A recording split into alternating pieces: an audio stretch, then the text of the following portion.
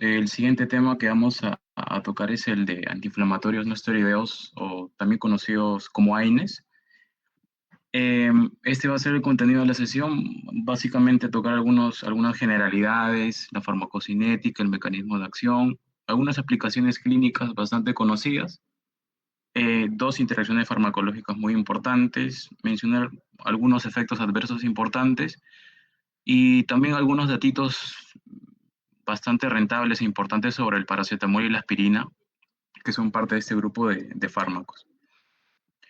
Bueno, comenzando, ¿qué son los AINES? Los AINES van a ser fármacos que van a reducir la inflamación, el dolor y la fiebre, y lo van a hacer a través de la inhibición de las enzimas COX-1 y COX-2, disminuyendo la producción de prostaglandinas.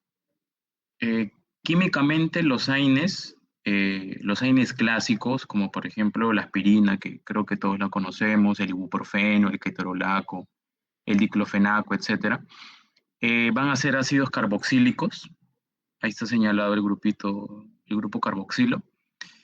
Y vemos otro AINE ya un poco más moderno, podríamos llamarlo un poco diferente, que es el celecoxib, que eh, es un AINE selectivo de la COX-2, que a diferencia de los AINES clásicos, como mencioné, como la aspirina o el ibuprofeno, el celecoxib tiene un grupo particular que es el grupo sulfonamido-sulfona, que es lo que le permite esta actividad específica por la COX-2, ¿no? ¿Cómo se clasifican todos estos fármacos? Primero, el grupo de mayor antigüedad podríamos llamarlo, y el más conocido quizás, que son los inhibidores no selectivos. Aquí tenemos, creo, fármacos que creo que todos hemos escuchado durante toda nuestra vida, en verdad, y hemos usado quizás, como por ejemplo la aspirina o ácido acetil salicílico, el ibuprofeno, el naproxeno, el diclofenaco, el ketorolaco. Y el segundo grupo van a ser los inhibidores selectivos de COX-2, o también llamados los COXIP, por su terminación, eh, como por ejemplo el celecoxib, etoricoxib, parecoxib, que son fármacos que quizás hayan escuchado si es que ustedes tienen quizás parientes o amigos con algún problema, alguna patología articular, artritis o artrosis. Generalmente estos fármacos son usados este, para disminución del dolor y la inflamación. Y en el tercer grupo, en otros, he considerado el paracetamol porque se estudia junto con los AINES, pero vamos a detallar más adelante por qué no podremos encajarlo exactamente como un AINE. En cuanto a la farmacocinética, los AINES se pueden administrar por diversas vías: oral, sublingual, intravenosa, tópica incluso, rectal también. Eh, en cuanto a la vía oral, tienen absorción rápida, y algo importante es que su absorción se va a retrasar con alimentos o con fármacos antiácidos. Entonces, es importante tener en cuenta. En cuanto a la distribución, tienen alta unión a proteínas plasmáticas, sobre todo a la albúmina, del 95 al 99%. Este es un dato muy importante que posteriormente nos va a servir para entender algunas interacciones farmacológicas que van a tener estos fármacos. En cuanto al metabolismo, básicamente es hepático por oxidación y conjugación. De igual manera, este detalle nos sirve sobre todo para conocer algunos detalles muy importantes sobre el paracetamol, así que es importante recordar.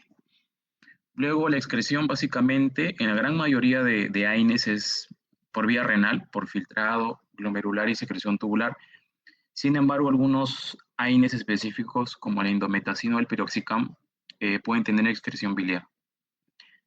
Importante también es que los AINES no se van a eliminar por hemodiálisis, recuerden, debido a esta característica de su distribución, que es la alta unión a proteínas plasmáticas. Ahora sí, con lo más importante, que es el mecanismo de acción. Eh, Cuando se presenta una anoxia o una afectación a la homeostasis del cuerpo en general, se van a activar diversas vías inflamatorias, ¿no?, como respuesta propia del cuerpo. Dentro de tantas vías que se van a activar, una de estas es la vía del ácido araquidónico. ¿Qué es lo que sucede? A nivel celular, recordemos que la membrana celular está formada por fosfolípidos, ¿no? Cuando se presenta un proceso inflamatorio, la presencia de una noxa y se activa la vía del ácido araquidónico, lo que sucede es que la fosfolipasa 2, que es una enzima, a partir de los fosfolípidos va a formar el ácido araquidónico. Luego este ácido araquidónico puede irse por las vías de la 5-lipoxigenasa, que está relacionada a los leucotrienos, que es tema de otra exposición quizá, y también puede irse por la vía de las ciclooxigenasas, como la COX-1 o la COX-2, para producir endoperoxidasas cíclicas. Recordar que la COX-1 es también un detalle muy importante, es llamada la COX fisiológica, porque está presente en un cuerpo en hemostasis. En un cuerpo sano, la COX-1 está actuando, regulando diversos procesos que vamos a mencionar posteriormente. Y la COX-2 también es llamada COX inflamatoria porque su expresión aumenta en gran medida, sobre todo durante procesos inflamatorios, ¿no?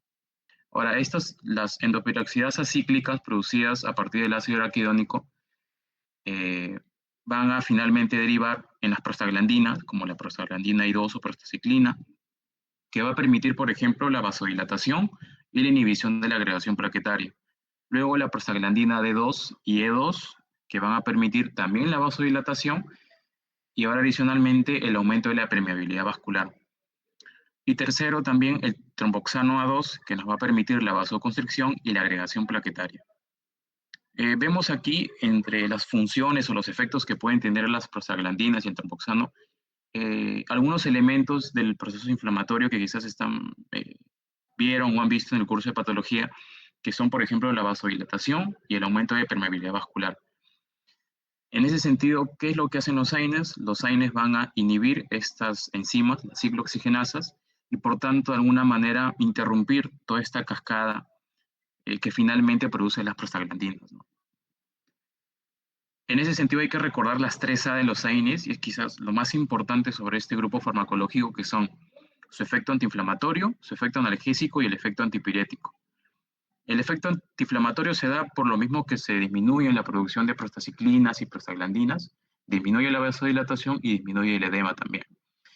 Analgésico porque la disminución de las prostaglandinas también nos va a producir una disminución de la sensibilización en terminaciones nerviosas. El antipirético porque la disminución de las prostaglandinas liberadas a nivel central por la interleuquina 1 también nos permite regular el termostato a nivel del hipotálamo, ¿no? Entonces, por eso van a tener también un efecto antipirético. Las aplicaciones clínicas, podemos recordar el FADEM, F de fiebre, A de artritis o artrosis o un problema articular o dolor articular, la D de dolor dental, la E de esguinces o traumatismos y la M de migraña y menstruación relacionada al dolor durante el periodo, ¿no? Los efectos adversos que van a tener estos fármacos también se puede explicar por su propia actividad y entendiendo también la vía del ácido araquidónico y de las prostaglandinas sobre todo. En los genes clásicos, como el ketorolaco, el diclofenaco, la aspirina, el ibuprofeno, van a tener estos efectos adversos. Primero recordar que a nivel de la mucosa gástrica también van a actuar las prostaglandinas E2 e I2 y estas son protectoras gástricas.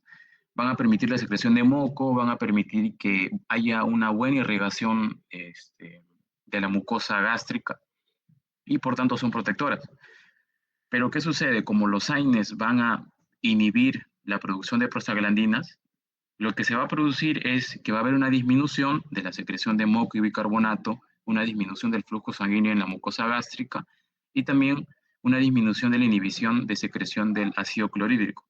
Estos 3 factores nos van a producir un aumento en el riesgo de úlceras y también sangrado a nivel gástrico. A nivel de la vasculatura renal, las prostaglandinas E2 y también la I2, lo que permiten normalmente es la vasodilatación de la arteriola aferente, es decir, la arteriola que llega al glomérulo, que de alguna manera le lleva sangre, ¿no? ¿Qué hacen los AINES? Inhiben la producción de las prostaglandinas, entonces en vez de una vasodilatación de la arteriola aferente va a producirse una vasoconstricción. Por tanto, va a disminuir la sangre que llega al glomérulo, va a disminuir el flujo renal y por tanto también va a disminuir la tasa de filtrado glomerular. esto nos va a conducir a un escenario de nefrotoxicidad. En el caso de los COX-SIP, que son los AINES selectivos de COX-2, recordar primero que el endotelio vascular también se expresa en las prostaglandinas, que de igual manera son protectoras, y una vez que se inhiben las prostaglandinas I2, por ejemplo, lo que se va a producir es una vasoconstricción y agregación plaquetaria. Ahora, recordar que los COX-SIP inhibían selectivamente la COX-2, pero la COX-1 sigue actuando. Las COX-1 a nivel plaquetario, a través del tromboxano A2, van a producir vasoconstricción y agregación plaquetaria. Entonces, este escenario, esta combinación de factores nos va a producir un estado protrombótico y por tanto aumentar el riesgo de trombosis arterial, infarto de miocardio y ACV, que son los principales efectos adversos de los COX-SIP. En cuanto a las interacciones farmacológicas, voy a mencionarles dos principales. Primero es la de los AINES con los YECAS. A nivel de glomérulo, aquí está el glomérulo, tenemos la arteriola, en la parte izquierda la arteriola aferente, la que llega al glomérulo, y en la derecha la arteriola eferente, la que sale del glomérulo. ¿Qué hacen los AINES? Como mencionamos en la parte de efectos adversos, producen una vasoconstricción de la arteriola aferente. Entonces, por tanto, permiten o producen una disminución de la sangre que llega al glomérulo. Ahora, ¿qué hacen los YECAS? Los YECAS producen una vasodilatación, pero de la arteriola eferente. Entonces, ¿qué sucede aquí? Llega poca sangre al glomérulo, pero como se vasodilata la arteriola eferente, justamente esa misma sangre, esa poca sangre que llega al glomérulo, se escapa. Entonces vemos que va a haber una disminución de la perfusión y del flujo renal. Por tanto, esta combinación de fármacos nos puede producir una insuficiencia renal aguda. Segundo, tenemos a los AINES y la warfarina, que es un anticoagulante oral también bastante conocido. ¿Qué es lo que sucede? Recordemos que los AINES en el apartado de distribución tenían una alta unión a proteínas plasmáticas, sobre todo a la albúmina. ¿Qué hacen los AINES? En presencia de AINES y warfarina, los AINES compiten por el sitio de unión de warfarina. Y los AINES tienen mayor afinidad por la albúmina que la warfarina. Entonces, los AINES desplazan la warfarina del sitio de unión de albúmina y por tanto, la fracción libre en el plasma de la warfarina va a aumentar. Entonces, va a haber quizás una acción mucho más potente de la warfarina y por tanto un aumento bastante considerable del riesgo de sangrado. Ya para ir terminando, tenemos a la aspirina y el paracetamol. La aspirina es un AINE no selectivo, como mencioné, es de los más antiguos. Y algo importante de la aspirina es que inhibe irreversiblemente las COX por acetilación covalente. Algo adicional es que la aspirina tiene distintos efectos según la dosis que vamos a ir dando. A bajas dosis, por ejemplo, de 75 a 100 miligramos, tiene actividad de antiagregante plaquetario, pero a dosis medias va a tener actividad de analgésico y antipirético, y a dosis altas va a tener actividad antiinflamatoria. Algo adicional sobre la aspirina, y quizás sea importante que también revisen, es el síndrome de Reye y la triada de Sumter. El síndrome de Reye asociado sobre todo a niños que han tenido o que tienen y están pasando por una infección viral y se les desea tratar con aspirina. Y la triada de Sumter sobre todo en pacientes asmáticos. Así que sería importante que revisen esos aspectos, dos aspectos sobre la aspirina. Luego, en cuanto al paracetamol, el paracetamol es especial porque inhibe una COX-3 que se menciona que está a nivel central. Y adicionalmente, el paracetamol no es un AINE estrictamente porque no tiene las 3A. Es antipirético, sí, es analgésico también, pero no es antiinflamatorio. Entonces, estrictamente no lo podemos considerar un AINE, pero sin embargo, se estudia junto con este grupo farmacológico, ¿no? Ahora, como el paracetamol es un fármaco también de libre distribución y bastante conocido y usado, hay que recordar algo importante. Hay una dosis máxima permitida que son 4 gramos diarios, ¿no? 4 gramos al día. Generalmente las pastillas de paracetamol vienen en 500 miligramos o 1 gramo, pero recordar que en total por día una dosis máxima permitida son 4 gramos por día. Sin embargo, como los AINES son fármacos que generalmente tienen un metabolismo hepático, el paracetamol puede llegar a un punto en ser hepatotóxico, perdón,